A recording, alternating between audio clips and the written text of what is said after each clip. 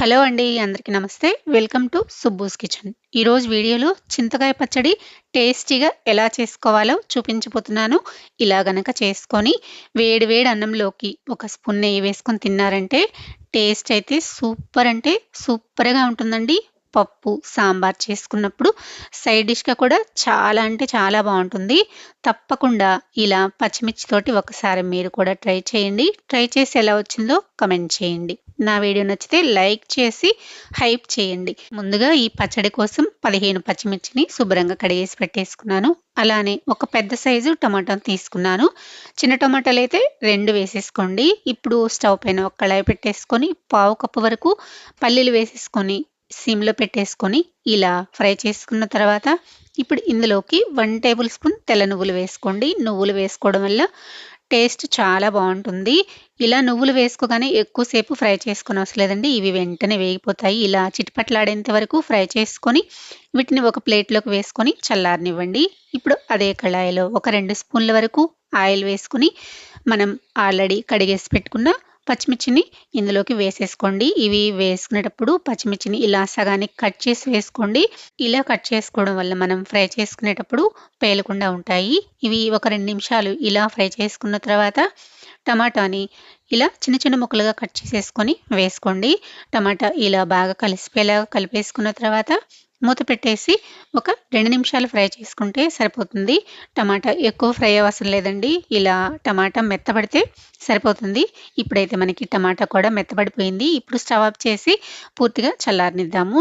ఒక మిక్సీ గిన్నె తీసేసుకొని ముందుగానే ఫ్రై చేసుకొని చల్లారి పెట్టుకున్న పల్లీలు అలానే నువ్వులు వేసి ఇలా పౌడర్ చేసుకున్న తర్వాత మనం ఫ్రై చేసుకున్న పచ్చిమిర్చి టమాటా ముక్కల్ని కూడా ఇలా వేసేసుకొని బాగా మెత్తగా గ్రైండ్ చేసుకోండి. ఇందులోకి ఉప్పు, చింతపండు అవేమీ వేసుకోనవసరం లేదండి. మనం చింతకాయ పచ్చడి కాబట్టి చింతకాయ పచ్చడి నూరుకునేటప్పుడే అవన్నీ వేసుకుంటాం కాబట్టి ఇందులో వేసుకునే పని లేదు. ఈ విధంగా మెత్తగా గ్రైండ్ చేసుకున్న తర్వాత ఇప్పుడు ఇందులోకి కొంచెం చింతకాయ పచ్చడిని ఇది ముడి పచ్చడండి. ఒకేసారి చింతకాయలు తొక్కేసుకొని మనం నిల్వ పెట్టుకుంటాం కదా! ఆ పచ్చడి తగినంత తీసేసుకొని మిక్సీలోకి వేసేసుకోండి. చింతకాయ పచ్చడిలోనే పులుపు, ఉప్పు, పసుపు అన్నీ వేసేసుకుంటాం కాబట్టి ఇందులోకి అవేమీ యాడ్ చేసుకునే పని లేదు. ఇప్పుడు మీకు కావాలంటే కొంచెం వెల్లుల్లి వేసుకోండి. నేనైతే పోపులో వేసుకుంటాను కాబట్టి ఇందులో వేసుకోవడం లేదు. ఇలా చింతకాయ పచ్చడి కూడా వేసుకున్న తర్వాత ఇలా గ్రైండ్ చేసుకోండి. మీకు పచ్చడి మరీ గట్టిగా అనిపిస్తే కొంచెం వాటర్ వేసుకొని గ్రైండ్ చేసుకొని ఈ పచ్చడిని పక్కన పెట్టేసుకొని ఇప్పుడు పోపు పెట్టేసుకుందాము. ఒక కళాయిలో 2 టేబుల్ స్పూన్ల వరకు ఆయిల్ వేసేసుకొని ఎండుమిర్చి, ఒక స్పూన్ జీలకర్ర, పోపు దినుసులు వేసుకొని ఇవి ఫ్రై చేసుకున్న తర్వాత ఇందులోకి 7, 8 వెల్లుల్లి రెబ్బలు ఇలా కచ్చాపచ్చాగా దంచుకొని వేసుకోండి. వేసుకొని ఇవి కొంచెం పచ్చి వాసన పోయేంత వరకు ఫ్రై చేసుకోవాలి. ఇలా లైట్‌గా వేగితే సరిపోతుంది. ఇప్పుడు ఇందులోకి కరివేపాకు వేసేసుకొని కరివేపాకు కూడా ఫ్రై చేసుకున్న తర్వాత ఇప్పుడు మనం మిక్సీ వేసి పెట్టుకున్న పచ్చడిని ఇందులోకి వేసేసుకోవాలి.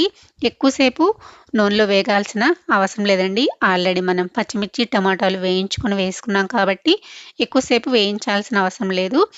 మీరు పచ్చడి గట్టిగా ఉండి కొంచెం వాటర్ కనుక వేసుకుంటే ఇంకొంచెం సేపు వేగనివ్వాలి. ఇంకా ఇందులోకి కొంచెం పెరుగుని యాడ్ చేసుకున్నా కూడా చాలా బావుంటుందండి. పెరుగు పోపు వేసుకున్న తర్వాత పెరుగు వేసేసుకొని కలిపేసేసుకొని స్టవ్ ఆఫ్ చేసుకోవాలి. అలా చేసుకున్నా కూడా చాలా అంటే చాలా బావుంటుంది. చూసారు కదా! చాలా అంటే చాలా సింపుల్‌గా చింతకాయ పచ్చడి అయితే రెడీ అయిపోయింది. ఈ పచ్చడి వేడి వేడి అన్నంలోకి నెయ్యి వేసుకొని తిన్నామంటే సూపర్ అంటే సూపర్‌గా ఉంటుంది. తప్పకుండా ట్రై చేసి ఎలా వచ్చిందో కామెంట్ చేయండి. వీడియో నచ్చితే లైక్ చేసి సబ్స్క్రైబ్ చేసుకోండి. షేర్ చేయండి. మరో మంచి వీడియోతో మళ్ళీ కలుద్దాం. Thanks for watching.